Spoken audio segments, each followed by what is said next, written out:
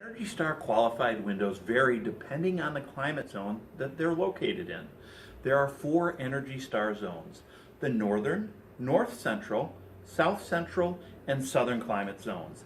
And all of them have specific criteria designed for their respective zones. The northern Energy Star zone has different ways to qualify. Because passive heat is so important in this zone, the criteria pushes for a higher solar heat gain coefficient.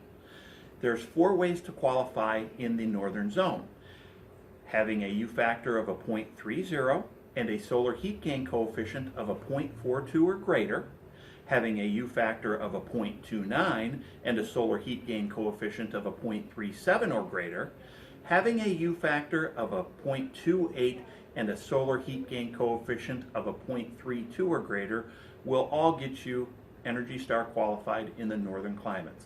And finally, if the windows have a 0.27 U factor, any solar heat gain coefficient will be acceptable in the northern climate zone. With the north central zone, having a U factor of a 0.30 or less, with a solar heat gain coefficient of a 0.40 or less, will get the windows the Energy Star designation.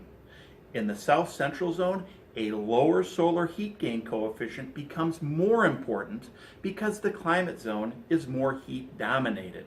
Having a U factor of a 0.30 or less, along with a 0.25 solar heat gain coefficient or less, will make the windows Energy Star qualified. And finally, the southern zone, for windows, they need a criteria of a U value of a 0.40 and a solar heat gain coefficient of a 0.25 or less. With the solar heat gain coefficient, it is important to remember neither lower or higher is better or worse. The criteria is centered around whether you are in a heating dominated climate or a cooling dominated climate.